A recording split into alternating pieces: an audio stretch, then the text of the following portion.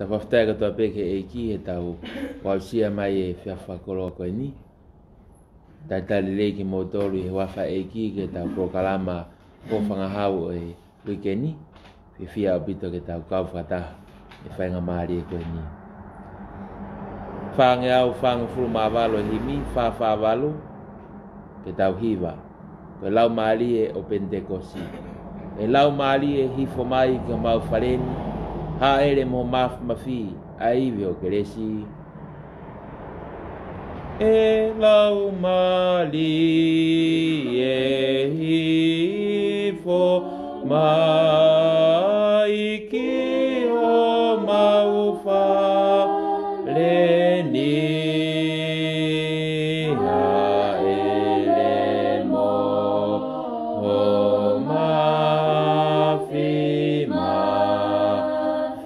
a iwi ho keres. Ha u koe afi whakamaa a maulotoni, keina kotoa e ngau haa o e maunga he kovi. Ha u koe afi whakamaa a ho maulotoni, keina kotoa ai ngau haa o e maunga hiko. Tō hifo koe fu matangi hange ko Pentekosi o omi a lelo afi ke mau whaarea malohi. O koe fu matangi hange ko Pentekosi o miha eleno afike mau whaare malo. E surausi e lau maari e tari mai ai loto o ato. Ha ere mo mafi hau lau maari hau. Maari e tari mai ai loto o ko ato. Ha ere mo o mafi hau lau maari.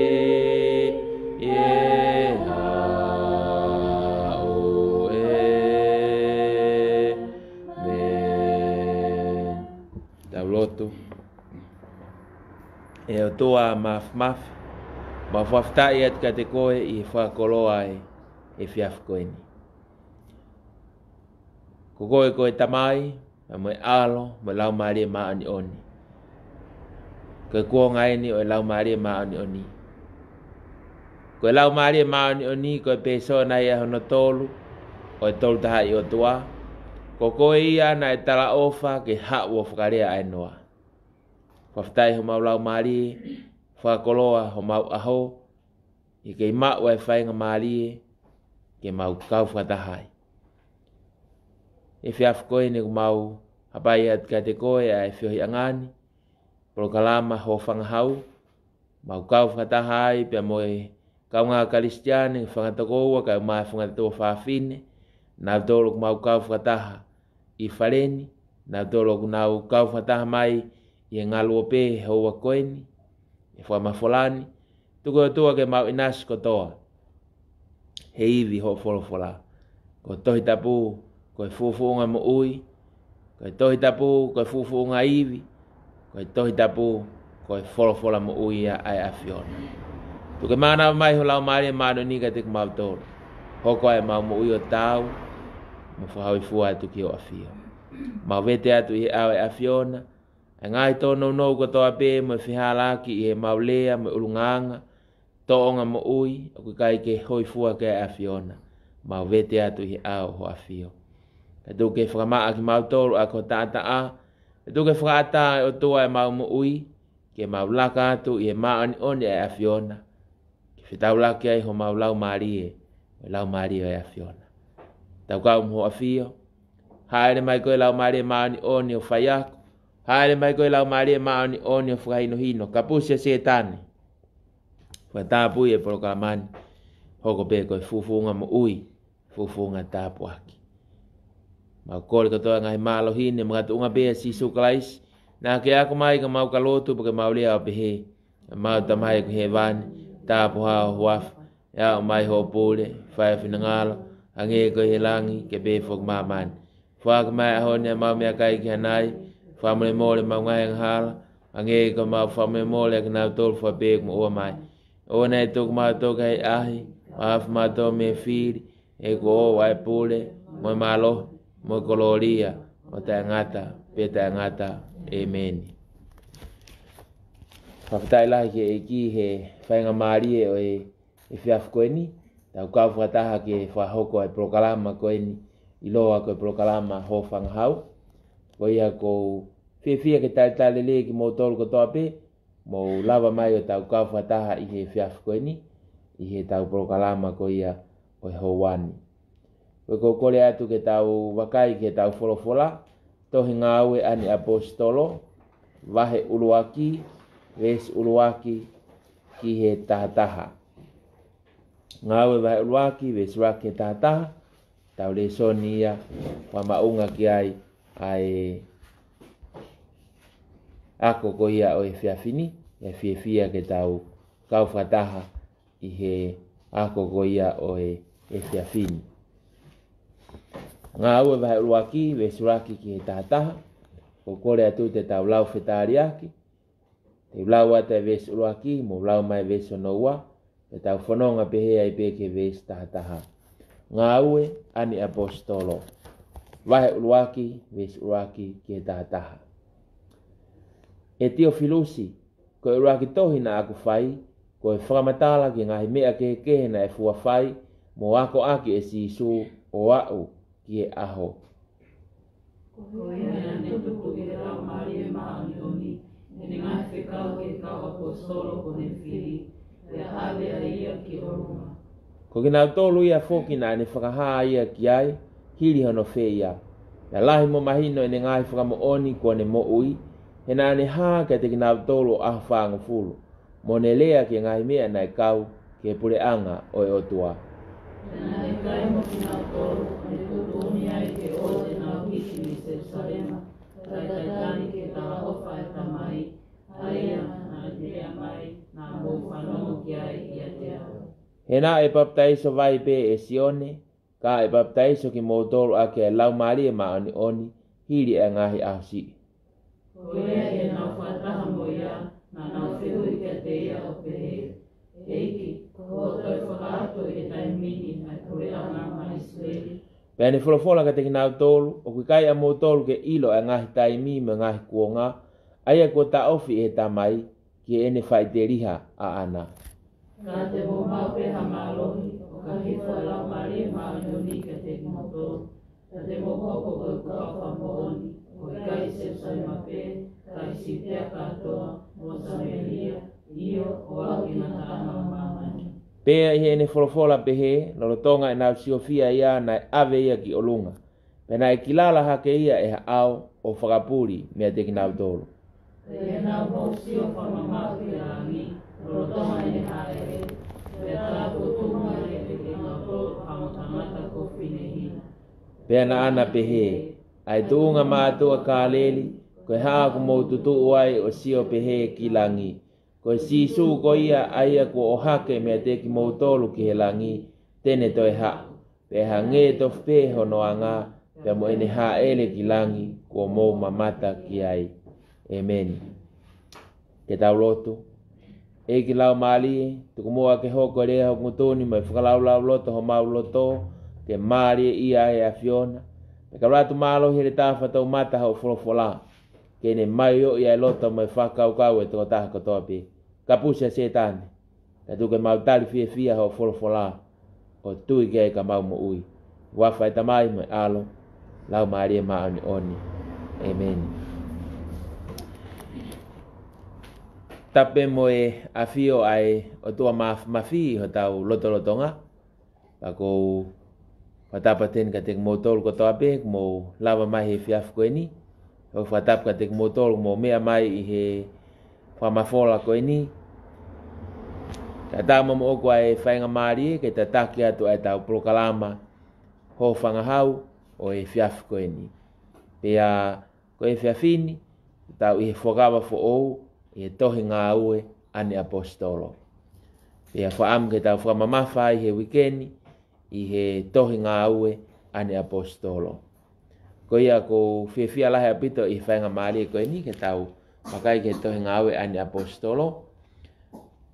Iai pēha ki kaweinga whaamu ke whakaweinga ki ai tau ako tohi tapu o pēha mo tau wako mo ui ko ia o he wikeni. Ako pehe hono whakarea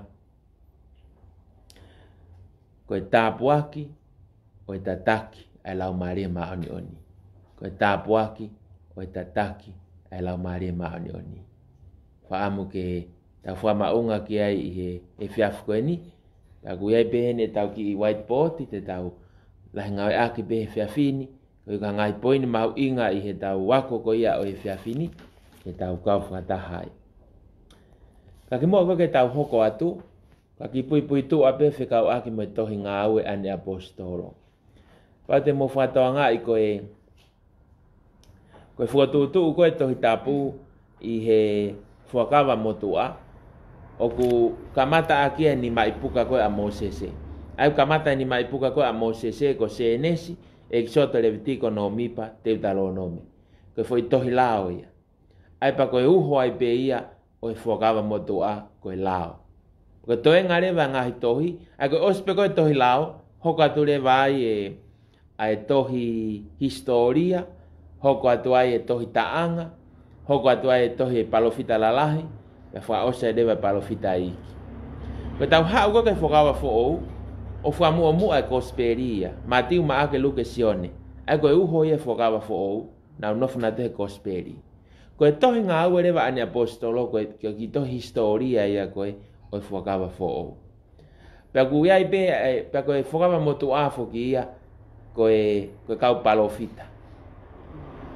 Koe whakawa fo o ia koe kau apostolo. Au tau sio lewa ki ai ki he anga koe whakatutu e tohi tapu. Mahino au pito pe koe toko taha poto. Nani hanga whau e tohi tapu. Koe koe whau koe e toko taha poto e tohi tapu. O whakatoka pe ia ke maarie pea mau inga maari ka te tau tolu. Aia koe tohi historia ene tohi tapu e tohi ngā ue ane apostolo. Pa te mohanga whakatoka ngai. Koe ngā ue koe ni o kuhinga e koe ngahi ngāi whakamisiona koe na e whai koe kau apostolo. Ai koe ngahi ngā ue koe na nau whai he os koe alu asisu ki langi.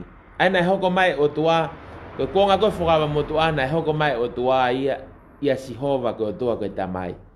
Pea koe wheo he koe na e whai koe he o tua koe tamai pea mo isileri. Koe wheo he ai peia ai whahinga o tangata pea mo o tua. Ai koe whaitaimia koe iana e a whio a sihova ia he mo unga. Kai no whate kakai lalo. Pea koe palo fita pe koe fok aki. Lere palo fita ka sihova, fok mai. Mao ai loto kakai koe hae whekau ku. O mai o tua ka teknau toru, o sko ia lere atu me kakai ke o tua. Aina e pehe kuonga koe whakawa mo tua. Kai taim tatau, ki te i he kau palo fita, e hoko mai e taimi, pe hoko mai kuonga, aia he ikai ke kei whai pe ai whatongia ia, e he kau palo fita pe. E hoko mai ai o tua ia o kakano. Hoko mai o tua tau sio ke o tua, tau talanoa ke o tua, tau kai me o tua, tau mohe me o tua. Ai ko mea nai hoko e taim ko nai hoko maa sisu. Lawa ta tō pā ke o tua. Ko ai kakano ko e o tua. Pe hau ka sisu e taimi ko ia, ngā ta pēr sisu ia Isleri.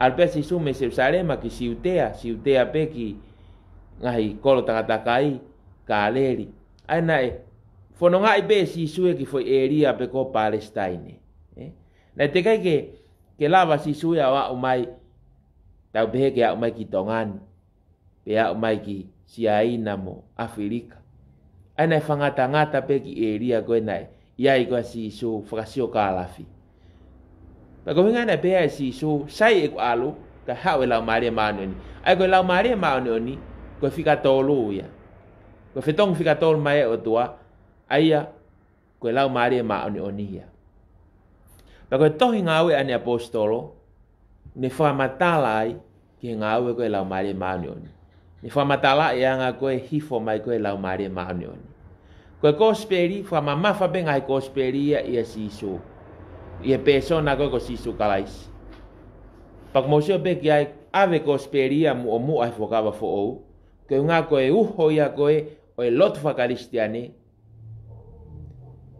ko lao se nesse exot levitico nomi pa te Deuteronomi pe amo kosperi Matiu ma ke luke sion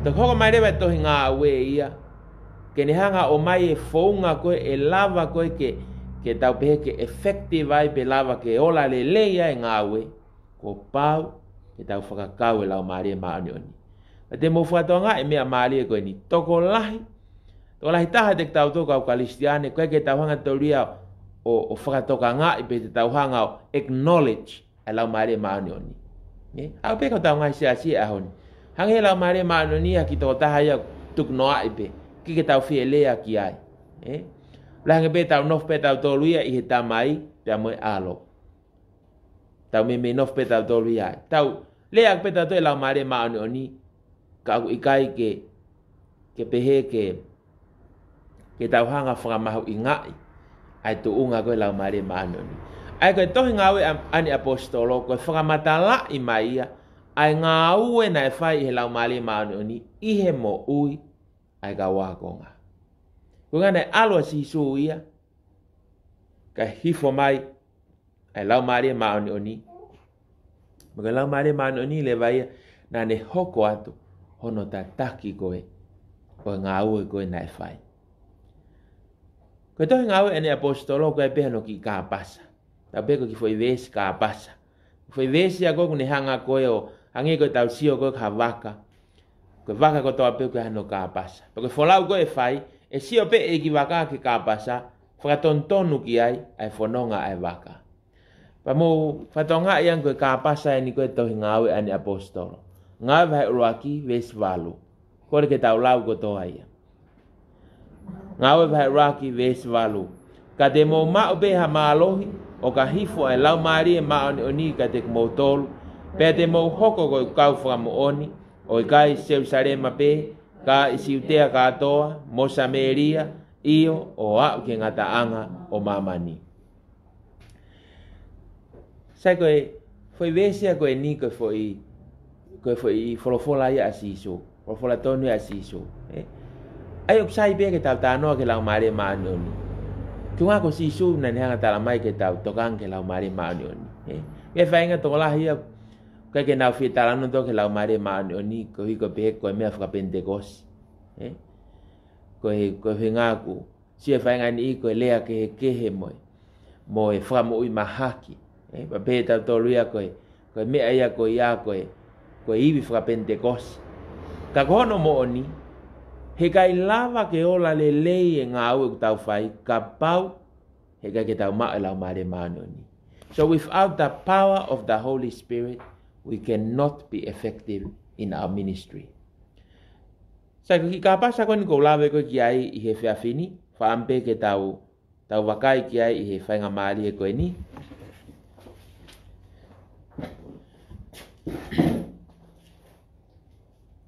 Ai koe tau seo koe ki ai, ku hoko mai lewa ai persona koe ni oi, lau maari e maani oni. Ai a koe tau kawenga fukia e whiawhini, koe tā puaki, oi tataki. Ai lau maari maani oni.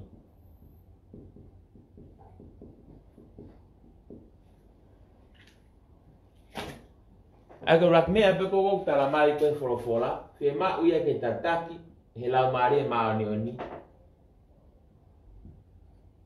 ai ngawe aga uruaki ko ngawe ke fai pe ngawe ko tu mai ko ke fai ko fa mo oni ma si so aga fe ngawe ya ko tu mai ko he lau mari ma oni oni ko ke fa hoko e siasi ko na hoko ko ka fa mo oni ko fa mo oni ko fa mo oni ma si so ai ke lava ke hanga ko to a si so me lau mari ma oni oni when in na be ta lot be to ka si so tu ko lau mari ma oni i kai ta mai si so o pau ke ka ko lau mari ma oni ko konga ia ko konga pe ka ko ka kato ia o ngawe ai o tua ko pau ke tau hanga acknowledge ai lau mari ma oni pe ko hoko ni ko vai anga i he time lahe tau fai lo tu a te fito ke ngai sias la lahi ai tau kau ki ai o ko ke tau fa tokanga ke lau mari ma oni agon ta mai he si so he le son ko a honi ka te mo ma ube ha malo o ka hi fa lau mari ma oni ka mo to sai tau siang ke veso no wa o behe ai e si so behe ai e luke ai go luke na ne fa we to ko ni na ne hiki to ngawe pe e luke ko ngawe ko ni ko he asi su mo ne misiona mo ka to ai o ngawe ko ki mamani na e tuku ya e si su iha tuku ya ihe la mari manoni ai ko la mari manoni ko responsible ko ia ku ne fai hono to ka ngai ai misiona ko ai o tu ko alo si su guys ai pa pa ore aku tuku i lau mari manoni ko pa ke tau alu to ke lau mari manoni ke ma me ai ke ma utala ke ma fai no hino ke ma fai yako te tau ma u e tau tol me lau mari manoni o e te ke lau mari manoni o e te ke ai lau mari e o tua ai ko hoko mai ko lau mari manoni o sta mai be si su e ko speri e tau mu ko hoko mai lau mari manoni uraki ko ne hoko mai ke ne whaka mo oni ma asiso. Ai ko tō taha ko ni ko ne tau moana ke whaka mo oni ma asiso. Mea ko tō apena e lea ake siso, tēne whaka manatu mai ka tau tō. Ai heka ke hau e lau mare manu nia o talatu ha mea o kwe paki me mea na tā mai siso. An ko ni ka pau tā mai siso e wholofola, mo tui hangi ko te ngai musita. E hau be lau mare manu nia whaka manatu atu ki ho lau mari ai fie mau ke tui hangi ha te ngai musita. He ke ha lau mare manu nia o tala mai ha me ake me mea ko tala mai e siso. Pakai ngata ai whatongia lau mare manu ni kene tataki ai tangata. Ko mea koe nei tango sisu ke kau ako. Koe ku alu kai hoko mai e tō taha koe ni ai whakawhia maari e whakapālangi koe comforta. Hoko mai lewa e tō taha koe ni ai tau kapo e mo whakawhia maari e tēne tataki ki mō tōlu ki he mō oni ko tōape. Ai tau sio kai mahu inga oe whapapau o ku tataki e tau mō ihe lau mare manu. Sai, tau sio ki kāpasa. Tamai lewa e sisu, tangi sisu. O lewa mo alo whaka mo oni. O lewa e o malanga, kai ha. Kai raki mau e lau mare manu oni. Ai fie mau ia, ke tau mau e iwi o e lau mare manu oni. Porque tau mau koe iwi e lau mare manu oni, e ola le lei lewa. E ngā ue ko tau whai. Paka mea pēnā e hoko. Ki mua ko hifo ko e lau mare maoni oni. Ko kau ako, foi toko taha ko ni apostolo. Hiri fia. Tātā puni whare nau tōre he osko e peki a sisu. Taim peko koe nei toi tua sisu, hāma sisu ka nau tōru. Tu o fihe tōtou hāma sisu, nau kei foki pe nau tōru, awhe pe nau tōru ia ke nau foki. Whai pe, seke o ngā koe hala ki e me asi. Kei tae mahino pe, kai pe ke whawhe tau rakia. Ka koe aho koe, ne haere haka sisu, kai tuku mai lau mare manoni, ha mena e hoko. hanga lau mare ma do ni o whakai via pita. Ko pita ia na ili fia. Ki mua hifo mai lau mare ma do ni. Ho, hau pe koe lau mare ma do ni. Ko li liu lewa pita ia. O lea aki. Ai forofola e otua. Lea malo. Malanga malo. Tau asipe malanga a pita. I tohi ngā aue vahe ua. Kapa te moha whakatoa ngai. Koe malanga koe e toko taha koe whonu he lau mare maano ni. Tene hiki pe eia sisu. Koe malanga koe hataha o pehe o whonu he lau mare maano ni. Kane hiki eia ia. O talamai. Ko au ia ko whamui mahaki. Ko au ia ko ha moha. Koe lau mare maano ni ia. He koe lau mare maano ni. O kune tanu eia tangata. Kane whakae ai otua. Ai tau sio pe ki ai he tala noa koe tohi ngāwe. Hoko mai koe lau maria maano ni. Hoko mai koe ai persona hono tolu. Ni hanga whakaivia ka wako. Whakaivia ka wako. Ko hika whai ngāwe koe nai tuku mai ke whai. Ai koe whai ngāwe ke whakamo oni maasiso. Ai ko tala mai ai ngāwe ke whai. Ua ki ai. O tala mai. Te amo e wheituku. Ke whai ai ngāwe.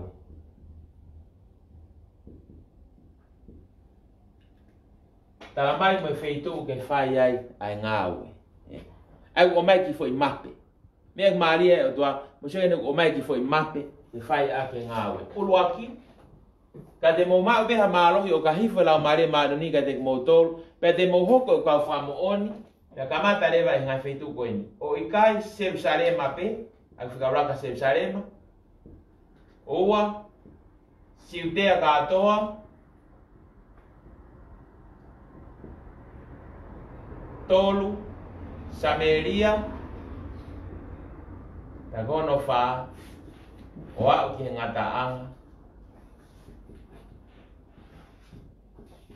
O mamani.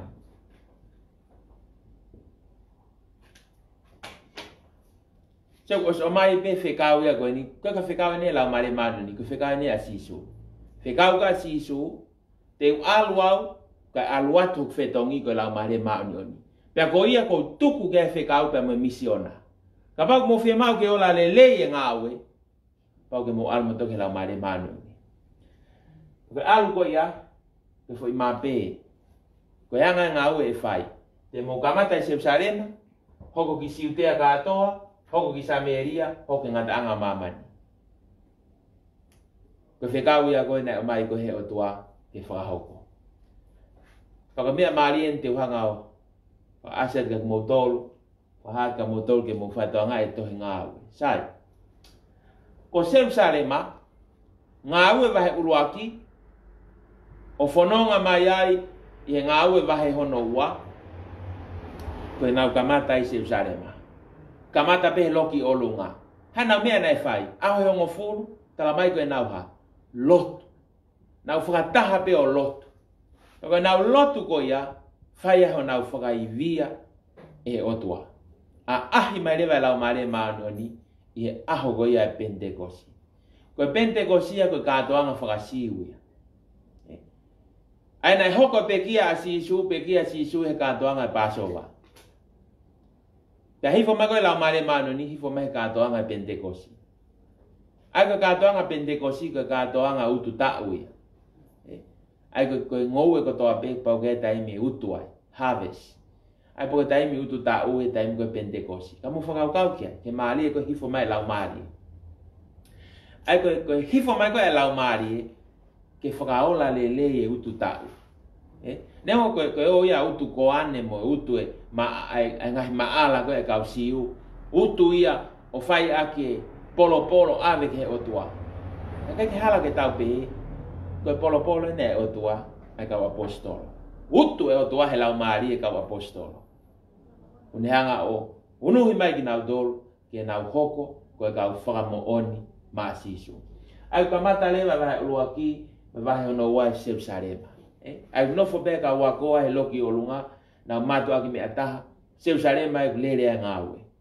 Ta koe Maria le koe tala noa lava ko Jerusalema hoko ne fa matala e tohi ngawe fa matala e tohi ngawe ke ngawe ko ne fa hoko siutea katoa ai ko siutea ia ke area be ka siu territory be ia ka siu ai fa matala i ko e i he fononga ko na e fai ko ni e Filipe i he tohi ngawe vahe no valu fa matala ko ka Filipe mo i unoke fononga atu ko ia ye ngahi hala ko ia Caesarea Philippi ai ke fononga te nga au loto ko ia o Siutea te fai e whakamatala ko e tohi ngawe au ma ko ke vahe taha ko e tohi ngawe hiki le whakamatala ia pa ke te whakamatala pe Jerusalema mo Siutea o whakamatala mai le vaia i kau sentaile ko Samaria kau sentaile kamata sentaile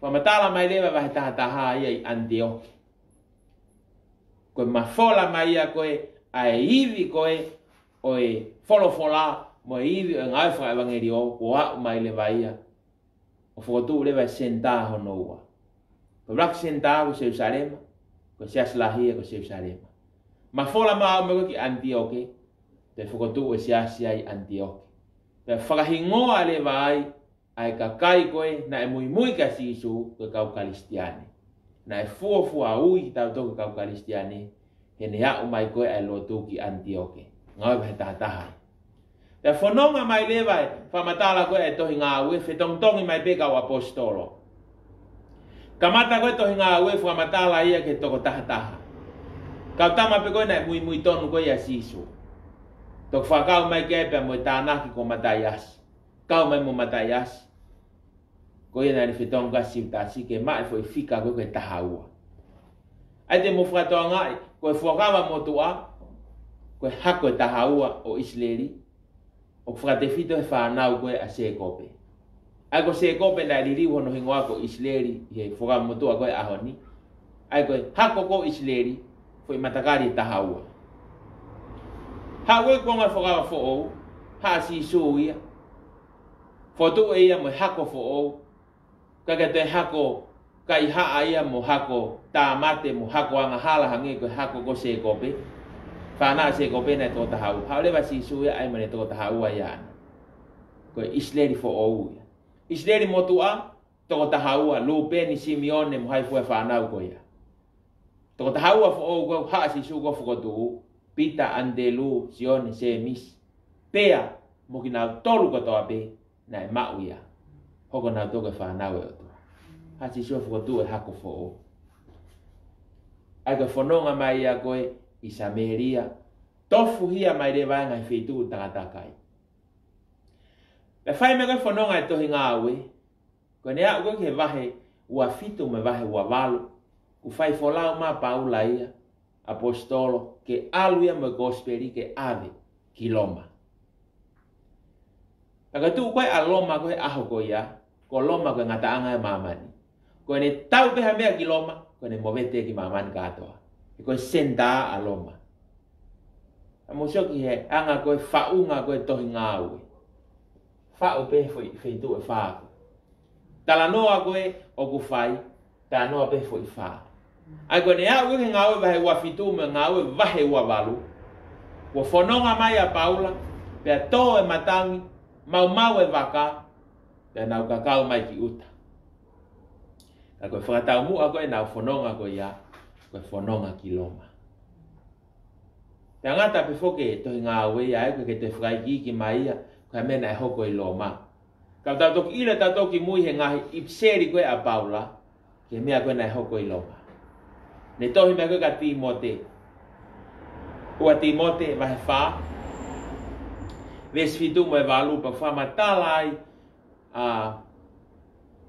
a Paula ka Timote ko tau e tau lelei ko la vai fa poi ai ko hinga ia na e fa osi ne mo ui ana ia i loma ai tau hanga le fa toka ngai so ke tafe ko e la mare madoni ha o pe la mare madoni o alu e foi mape ko na su ko tu e siso tang e siso ai ko foi vesko ni ko hinga pe ke kawa ko te fai no hino pe moeni ke la mare madoni te mo ha o pe o kamata e Jerusalema hi foi la mare madoni na hi foi fe Jerusalema Ta so ke fingawe aki ko asisu mo lau mari ma ni on. Ya ta sisu. Te mo ma be ma lo hi pa kamata Jerusalem. Te ke tali lau mari ke o se Pentecosti na toki. Ma tu guatu pa tok to atui. Sailine pe ko to atui. Pamfilia pe ko Ponto. Asia ngai fetu ko fa matala ko to ngau. Ha be Jerusalem. E ko tala be asisu. Osa Jerusalem, hoki Siutea. Osa Siutea, hoki Samaria. Osa Samaria, hau ngata anga mamani. Ai kolomai. Pangata ko to hingawe ya. Tanengo ko ngata to hingawe. Ka kwa ke ngata ngawe la mare man. Ka to ki lele fu gospel. Tataha me po gosperio. Ma fola ma wa mai ke wesite, a mai ke Britania. Io, amena hoko. Toe hanga he la mare man oni. Toi whakawiri ngia ma Britania. Toi hawa Britania ia ke Pasifiki. O whena na rakau ke Pasifiki. Tongan. Ko tongan na fufua hau ke ai. Ai kau Britania me lot whakaristiani. O raktari tongan pe aola i tongan. Nengo pe ha moa me ngai whanua ke he. Ka ko tonga. Ko hivi e la mare mahanu. Ko aron ke senturi uai hau e lotu ki tongani. Kau hi kau ha, kau hi pe kau foi palomes kau na tala si su ke lau mare manu. Ke no fo pe lau mare manu ni au ke au. Pate mo hanga le fa to ngai to ngai to hi kau ngai fa matala ko ngai vahe ko to ngau. Fa matala ke ngai ngau na fai he kau wako. O hange pe ko si su. O si su na fai si su foi ngau le la he nima, foi ministry e nima na fai si su. Uruaki ko si su na malanga. Malanga e sisu e fola. Ua ko sisu na e faiako. Faiako e sisu e pure anga hebani. Tolu ko sisu na e whakamui mahaki. Fa ko sisu na e kapuste e volo. Pea ko hono ni maa rewa ko sisu na e fai mana. Ko whawhanga koe toko ni maafe. Ko taha e ngai mana sisu. Haere sisu e fukahi vai. Koe mana ia. Ka toa ngai foi ministry e nima koe ni. Pe ngai foi ngā ue lalahi e nima koe ni. Te mo whatoa ngai tohi ngā ue ane apostolo. Oku asi le lei ai whakai ki iki. Ai ngā ue koe na e whai he kau ako. Na nau kapuste e volo. Na nau whamu ui mahaki. Na nau whai ako. Na nau malanga. Na nau whai mana. Ai ko katoa ngai mea koe na ia sisu hau pe lau mare manu ni to ai katoa i ki kau ako. Tau pe mo tau tole ahon. Pe maa ke tau ngau e aki. Ai ministry e nima koe ia. Peke ke lava ke mau e nima koe ia ka pau kai ke mau ai lau mare manu. O hinga ia. O kai ke whakawhea sisu ki ho mo ui. Raktari eko sisu kalaisi baka hu mai koe eko sisu kalaisi ke tau mo ui o whaia tau whanau i fo o o tenta tau i e tau kore ki a sisu hangalewa e sisu o whakai via ki tau koe paptai so lau maare maani oni sisu pe to tahu ni whai ha ia maake vahe raki ves valu tange sisu tange sioni ko au ko paptai so vai ki whakatomala. Ko toko taha ko mui mai kutua. Tene paptai so ia ki motor aki ae afi. Mo lau maari maanion. Ko si sui. Ko pare ke fia mau ke paptai so ko lau maari maanioni ko ne po ka sisu. Peka whaka ilonga leva o te paptai so ko lau maari maanioni. Ko ha mai fua lau maari maanioni he te mo ui. Ha mai ofa, ai fia, ai merino, so ngai fua lau mari. Ai au ai fua lau mari, pe au ai mo mea ofa lau mari. Ko palapale ma koe ahoni, no foi to lahi ia fra mamafa ki he mea ofa koe lau mari. No fa na to ria ke mea ofa lau mari, kapuste volo fra mui mahaki, fai yako, malanga, fai mana. Sai au pito pe ia, mau inga. Kai time da tau o na mau inga ta tau be mo tau to onga mo ui. ai koe fua e lau mare maano. Pato ngai beke me a ofa mo e fua. Ai koe mea tau whetau ake ngai sias whakaristiani he ahoni. Ngai sias e ni o nofe matoke fua. Nofe matoke fua. Ma minge mautui ka sisu me ha. Nofe matoke fua. Tau ke ha pao ai. Ke ha iwi. Pa e rewa ngai sias e ni nofe matoke he iwi. Kai tuku e to onga mo ui. Na urea ke he nau ma uiwi. Ka koe to onga mo ui ia. Vai. Ai ka tau sio rewa koe ki ai. O fie mau whakatolo ua pe. O fie mau ai iwi. O fie mau pe mo i toonga mo ui. Ko hi ke whenā pasi. Ke hā mai ai fua. Pe atu e mau pe ma mea ofa koe lau maare maani. A mo sio kai ke fui mape koe nai o mai. Jerusalema, Siutea, Samaria, ngata anga mamani. Kono whakahoa mo ka tau tolu koe ahoni. Koe kau kalistiane, ko ui. Ke whakamoone ma sisu. Ke fui ma pepe. Tau ke fie tautai ola. Ke fie whakamoone lelei ma sisu. Ka matai fe. Ka matai Jerusalema. Ko feo Jerusalema. Aina peo ke rotonga nofo ai. O Jerusalema. Hoki tunga ane, mo ki tō whewhine. Ho tamai mo whae. Ho whakamehek tanga mo ngai whae tangata. Ka matai. Ka matai whakamoone. Koe ne lava peko ko ia. Ki he to hela ia ko ia he. Ai ke aru ki Siutea. Hiki i peko hange ko Filipe. To o pe Filipe me whetu na ia ai. Tolongi o Asia whetu e ta. Asia ko he tohi ngāwe. E pehe pe mo koe. Lolo tonga peko ho nofrere mo family. To koe eki. To family. Ave ki he. Ave koe ki he. Ko hi ke ha. Ko hi ku hoko ate whakamo o nia. Tau hoko mai koe ki Siutea. E pe ngai Siutea he tau mo ui. Ngai ngawe anga. Ngai apiako. Sika tau ngai Siutea. Fie mawe ke ha. Whakamo o nia. E koe whakamo o nia koe ha. Ave a sisu. Ko hinga hoko mai lau maare maano ni ke tau ave a sisu. O wai ave koe. He palapare mai ia. Pea ita kau ngawe. Ave bea sisu. Ka koe ne lava ko ia hoko mai ki Samaria. Anu ai pewa ke ngata anga mamani. Pe ko whaton lea ko a koe ke ngata anga ko mamani. Ko whetu koe te ke ngata ai. Iho mo ui. Tau peka pau ko koe te ke tau whitu noa. Hoki mo ui mamani. Ko whengai whetu koe te ke alu holo ai. O ngata pe ai. Tako koe te ke si malanga holo pe koe ia. I fasi. Porque mate po tau whitu noa na ke malanga pe i fasi. Alu pe ko ki ngata anga ia o mamani ka koe ko fasi pe. Ia ni he tau tōru e to e ope atu ia.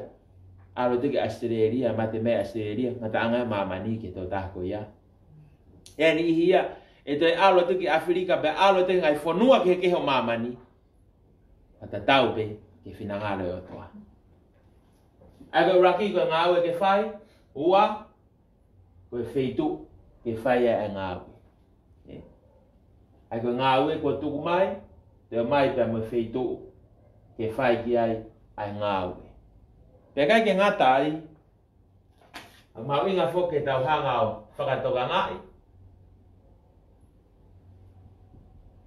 O kuto e whamama whai mai mo e taimi ke whakahoko ai.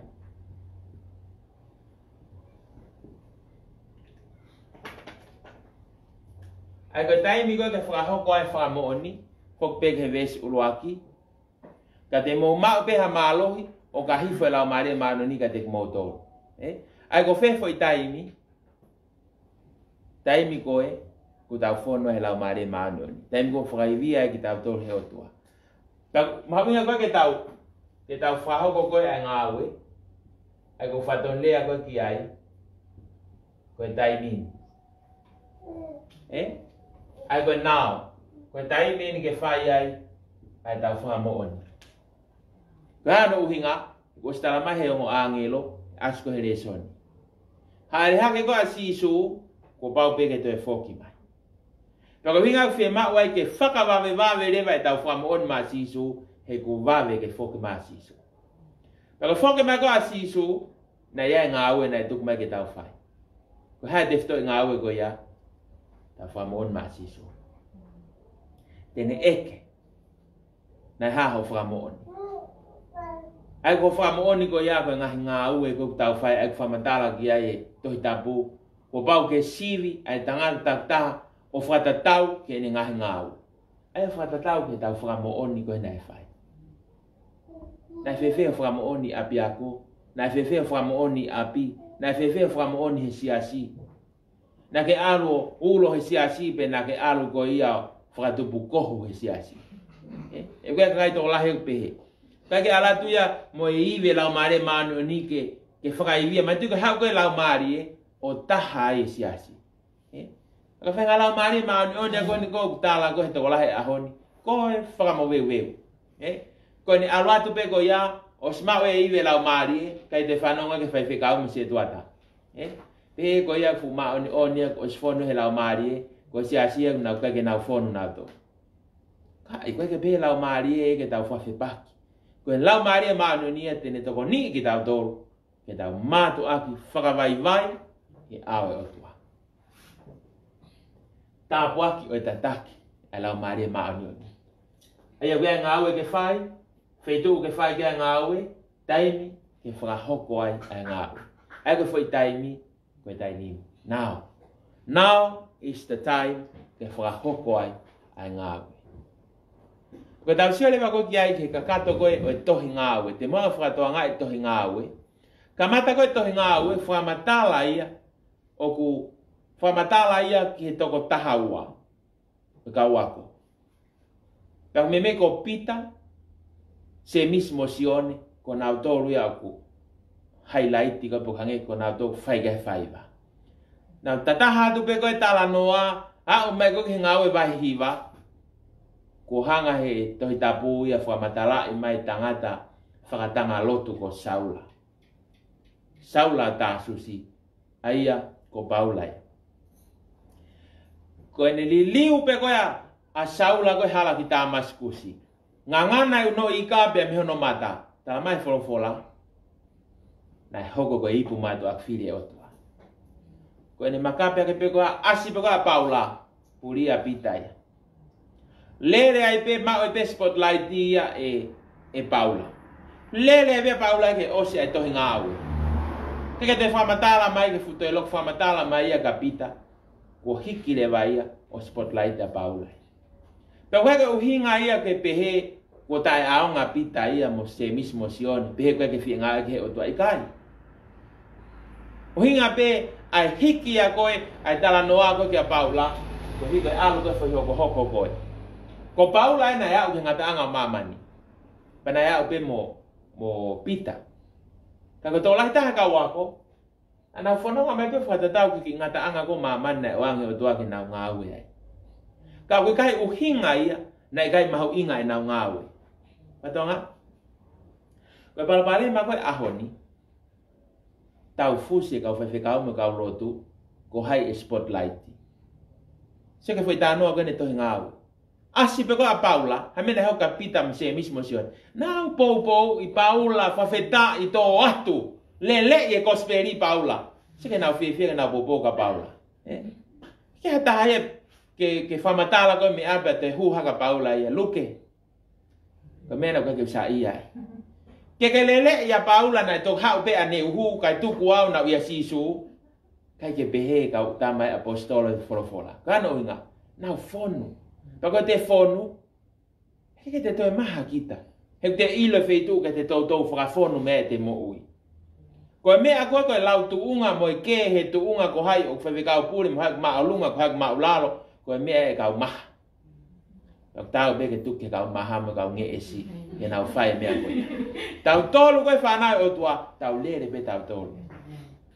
O whaamua ke pehe, lele koe tau ngā ue, tau misiona koe ma eki, tau lele pe tau tolu ia o ngata. Pa te ke ngata pe ko he mea tau mai o tau ki ngata ai. Ue pe he mai o tua koe ngata anga mamani ke te pe atu koe. Mea ko fe ala wia ki sia ina. O ngai wha misnare ai. Mai iyo sai behenga na ke uia wiki ai. Na ui pia koe ko loto whare. Ko ki sia ina ai na ho mo api. Ko ki Afrika ai na ho ki family. rak fe ngai aya ko hi ko la me ko ki ai mari ko to ngau le me ko fa matala ten ko na la we to ngau ko pe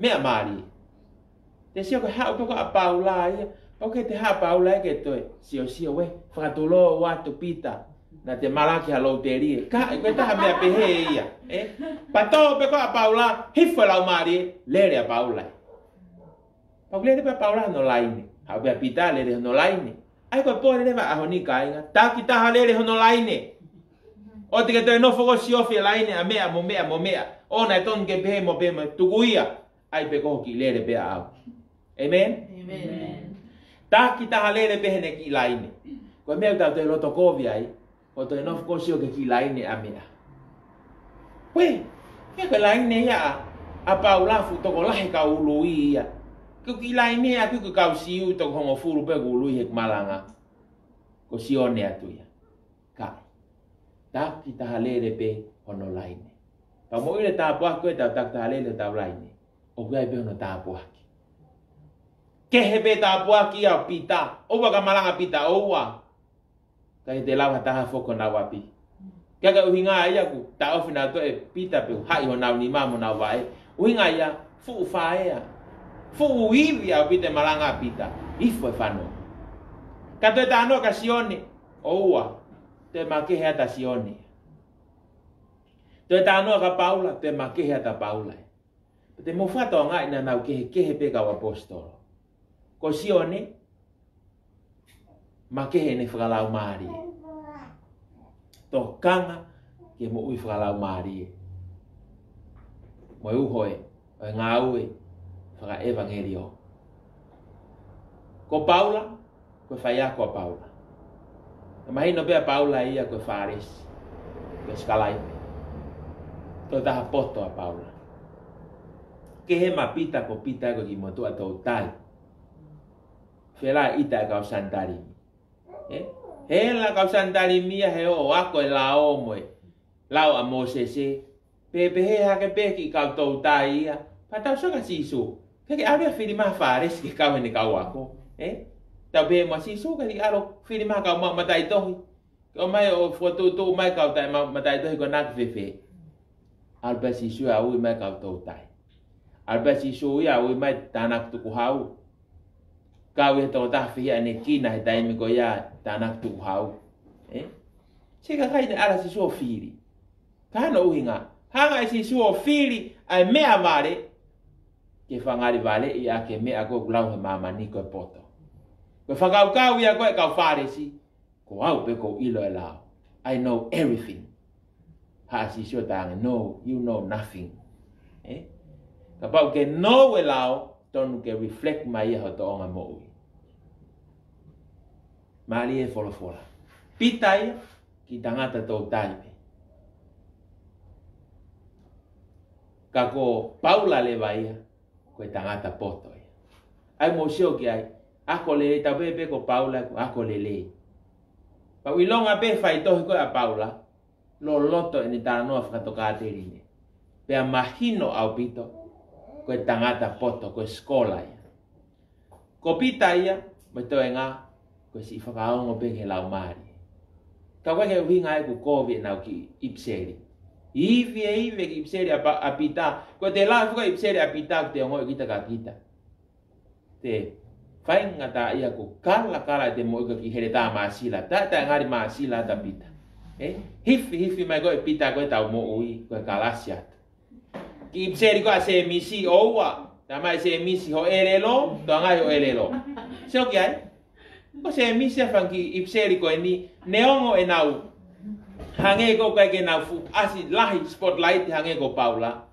kana ia be na nga we na fai ka pa tak ta ilo pe hono ui pa tak ta no fo pe hono ki ui ta bua ka ta mamani ko ha pe ki ui ka pa ko ui ko kirina ai ke ma ai kirina ko ki kirina ko ya te fa mo one be masiso ko algo kirina lo tu ai ki feitu ko to ape ko kirina so ko i ve ko la mare ma do ai ko fa lo to la hide ka te ta do a honi o ga e ta puaki o te ta ke la mare ma do Pakamea mali ni dah kita fatoa nga ito ngau.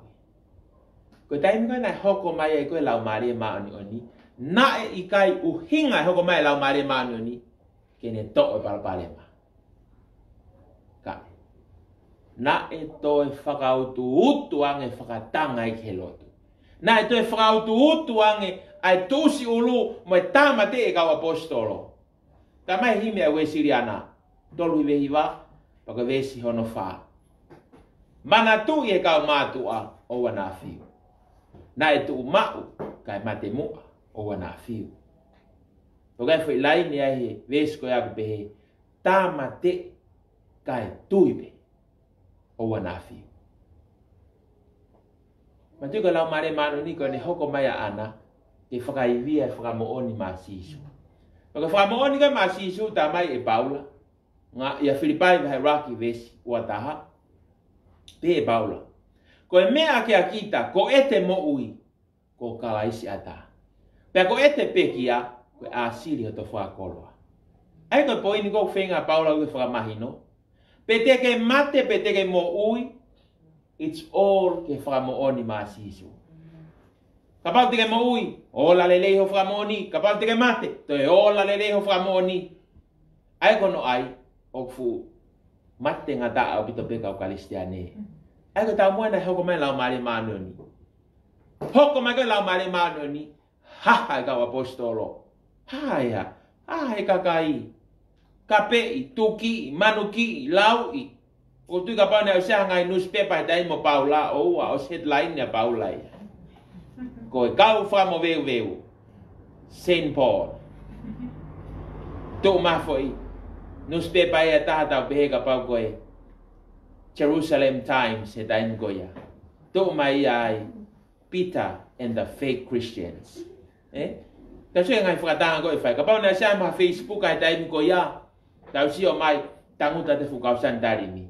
Upload ya ngai ta. Hono whipim hono ta goya ka apostolo. Ya bere foi kepsini.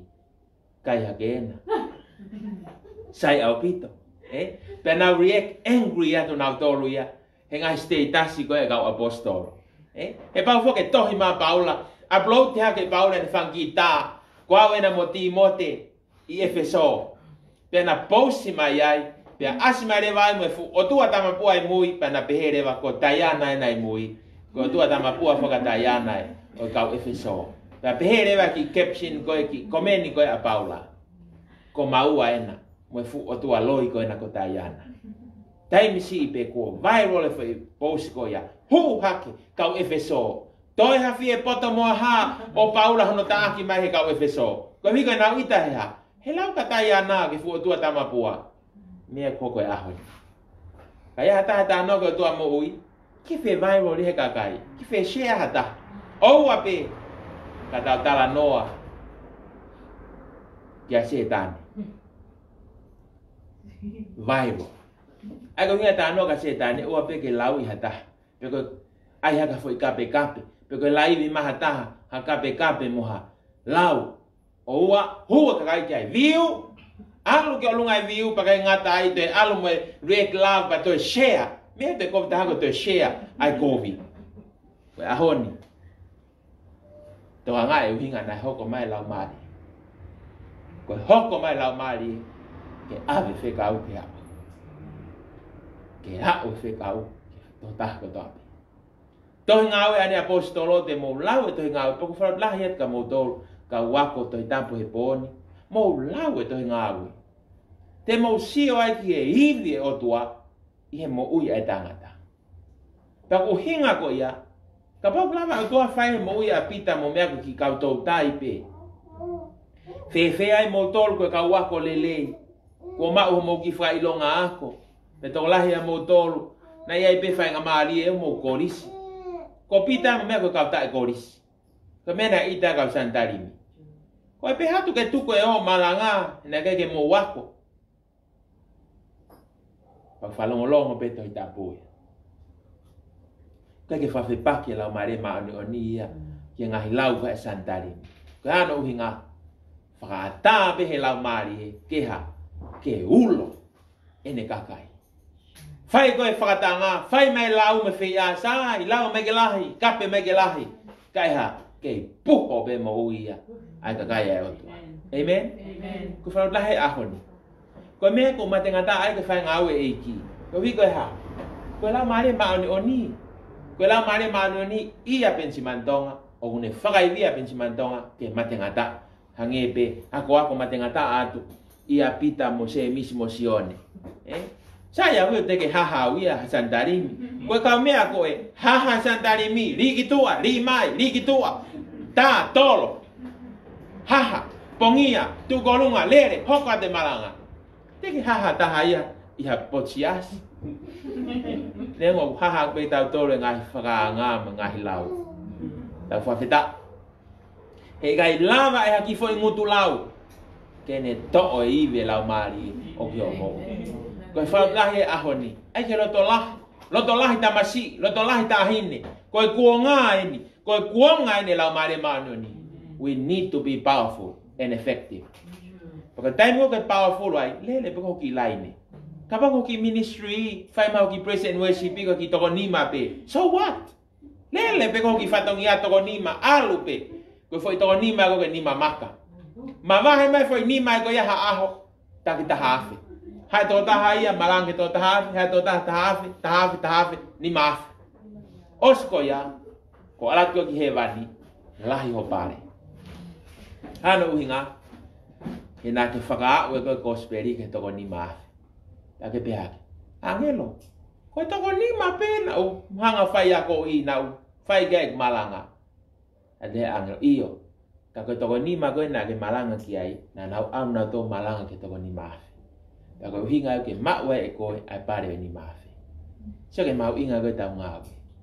O te ke si o lalo. Ki hawa ki toko tolu pe toko whamu pet. Oh, sai be tau whapoto tau lot peka tau matu. Ko maratu ke taim koe na mau isi ai nai. Whai koe mau wako. Nai fotu ai whai mau ki whai anga lotu. Na whai tu pe koe lotu ia. Ko au pe ma se tu ata. Pe whika au pe ma se tu ata. Ki hawa kai ngā lotu ia. Tamai se tu ata, mau sai ke tau, ta whapoto pe ahon, e kunga whapoto, ma lotu pe pa mamatu. O tang se tu ata oua, koe o tuak mo oni, o mo ui. Whalawhala him te tau hiwa ai, ma hiwa toko oua pe ma se tu ata. Lot tau ma ma whitaria toko oua pe. Whawahare so ni ko tange, se asi, mugataki, whai mai tau hi whawahare so ni. Hiwa to taha pe se tu ata. Ospe ko ya, kerese lotu. Toko uap. Ako tayo minik, ala ko toko tol, ala ko toko fa. Kam no fuka tayo ni mo siyo ki ay, kono teu iya o oko he otua.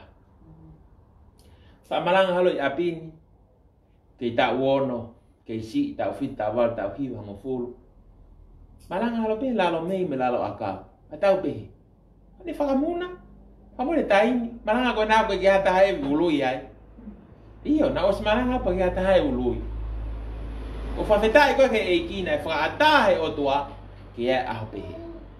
Ke te malanga, pakai ki hatahaia ngau e mai ki hao lui. Koe ahoni, o mea ipi.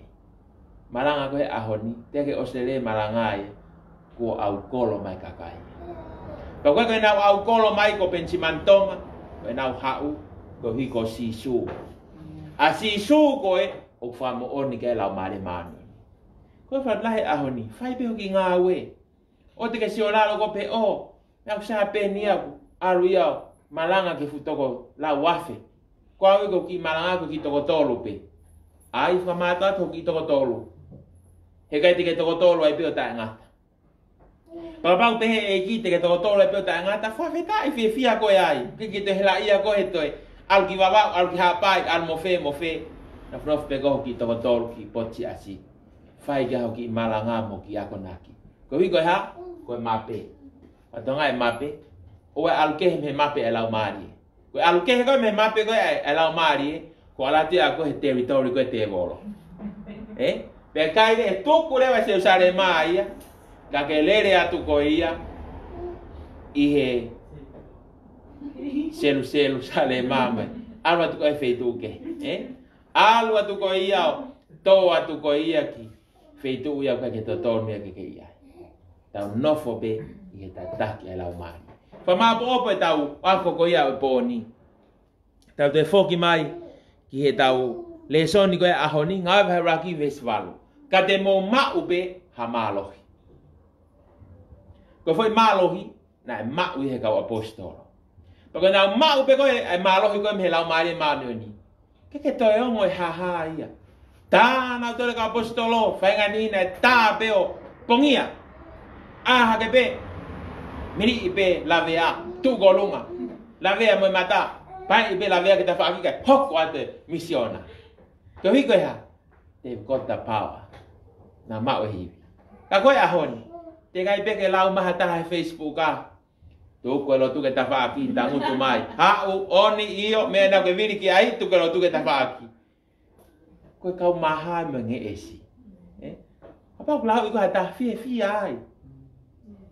Pero koe penga santari mia whakatahe o tuake nau hanga siwi tau tore ahoni. Sai beia. Apa ko lau mai ka o ko mea nei lau mai ka koe. Sai beia. Whawhita i he eki. Mō tāra ki tō taha koe a koe ahoni te malanga he, pau malanga he. O si sui. Atu whake kau wako talange.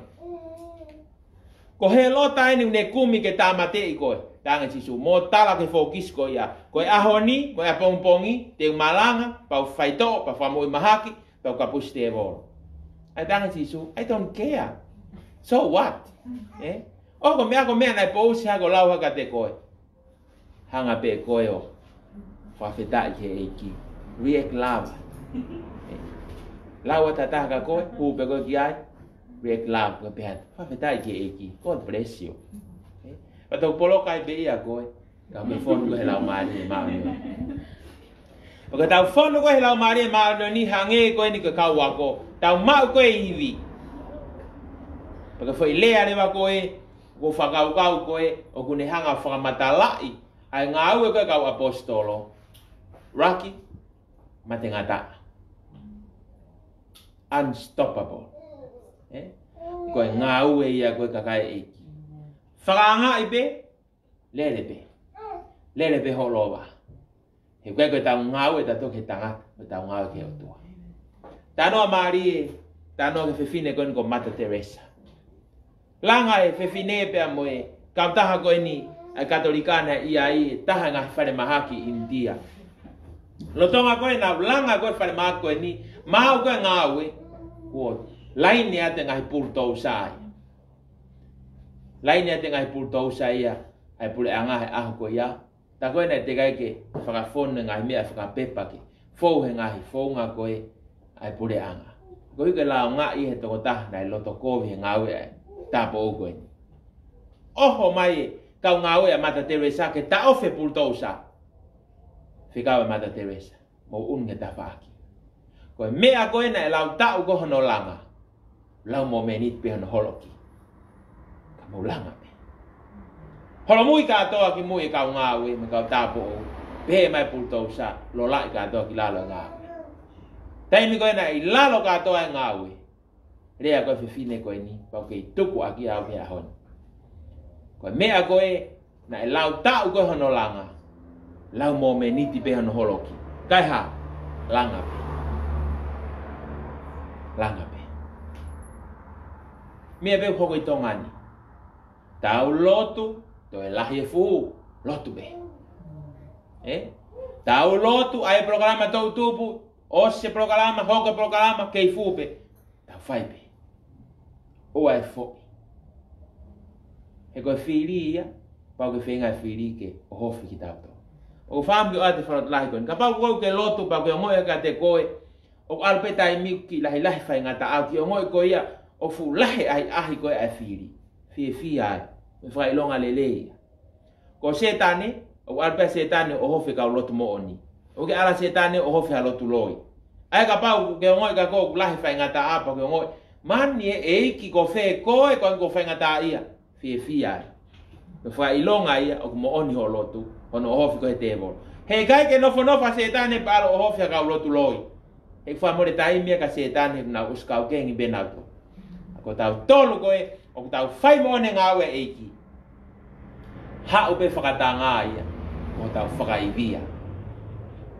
Mea koke tohi ngāwe, Hoko mai whakatanga ko tau ha, whakaivia.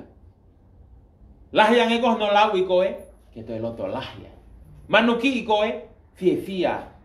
Heu tamai e sisu, tau whaoski ai, tamai e sisu, ma tiwa nima vesta hawa, mono ia ki mo tolu, o ka lohi e kina, mo manukia, mo fea ne kina, ko hiko au, he lahi o mo totongi he van. Ko mea ena si pehea ka wako. Ana sio pe na tol ke kalau. Sio pe apita kono kalau ni. Lere pe apita no laini. Fe laini o pita kau siu. No fo pe apita e kau siu. Lere a Paula no laini ko kau sentaile. Alo Paula ngai fetu ke alu ke Efeso, Corinto, Caretia. Fe fu ngai fetu ke. Alo a Paula. Lele pe no laini. O mai ko ke ahoni ko fe laini o ke iai. Ia ni o ke mea mai, o kai ko fai whikau. Ko koe ia koe, tawi api pe. Lele ho tawi api. Whamoon ma siso. Ia ni ko ki whatongia o ko ia ko whai ako. Lele lo ki ako. Pe koe minista, lele he minista. Pe koe taki, lele ho laine. Ko ne au koe ke whaka o singa. O ki kai fuloko mahu inga ia. Pe na ke toke tā. Pena ke fai whekau, pena ke tu maari, ke eke mai. Heke tato e awhamui pa pe mai. Sai kataki mua kau laine ko matai tohi fia na ke mau, ikae, ke eke matai tohi. Ko mea nia eke, na fe ho whamoon ma sisu. Ko tui koe pore a honi, pore ia ke tau mo. Pa pau lewa ko ia, fia. Rejoice. Ko ka tau ngawe ko lotu ka ke tai au. E to tana ni vai me ka te au ko ne ki ngawe ia. Ko ne ngai pe ki breakfast.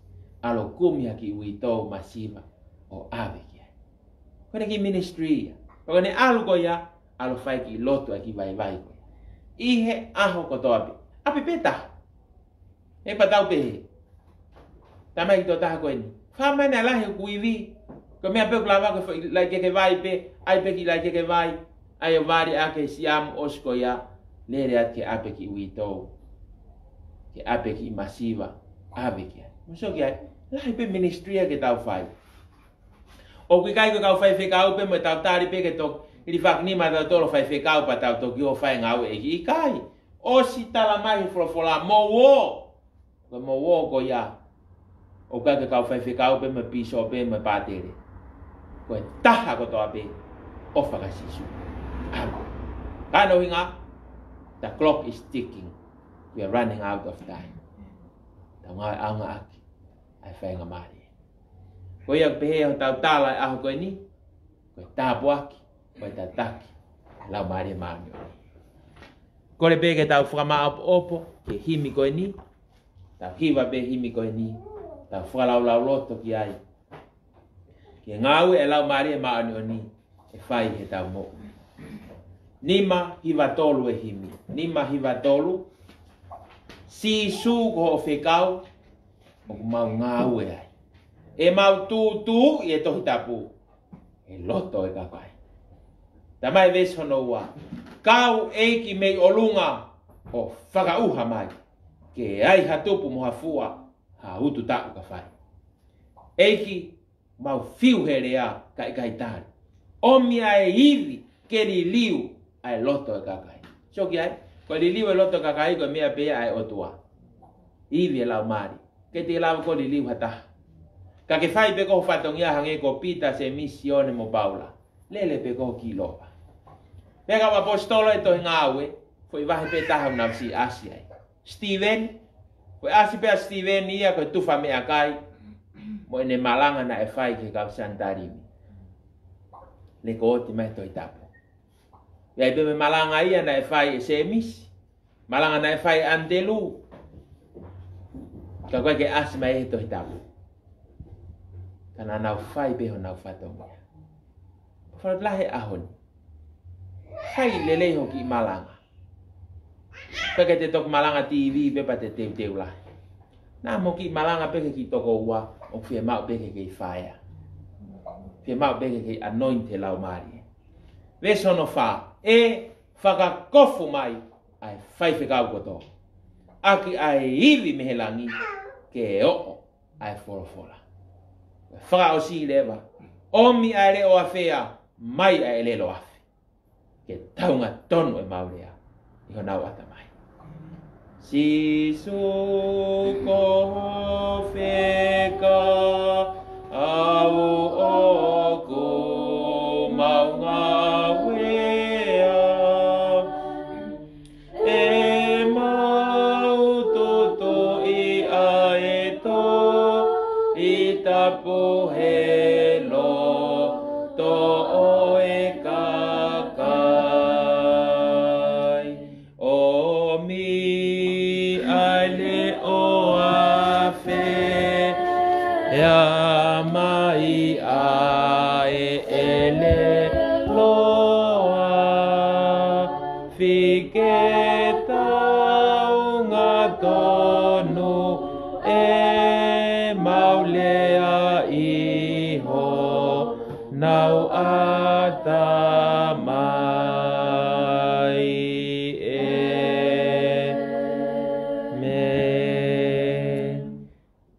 toa mafi mau whaftai at ke Fiona koe tāpuaki ai whangongo ke tataki e lau Maria Maanioni mau kole whamore more atu ka te koe o tua he taimlahi kua mau tuku e lau Maria Maanioni ki tua tala he ni koe mea whakapentekosi e lau Maria Maanioni pa tokua ku kovi ia ke mau ui ke lau Maria Maanioni mau tuku noa i e tau kapo pa koe fie lau ai ikai ke iwi e mau malanga ai kai ke iwi e mau tonga mo ui koe mau hanga tuku noa ai toko tahana ke tala ofa ke hau o whakarea e noa koe ahoni mau kore whamore more atu lau maari mau tau tapa whatape mo punake ta tari mai isi lau maari e ou ai haa ki hiki atu whai pe ho tau kātaki pe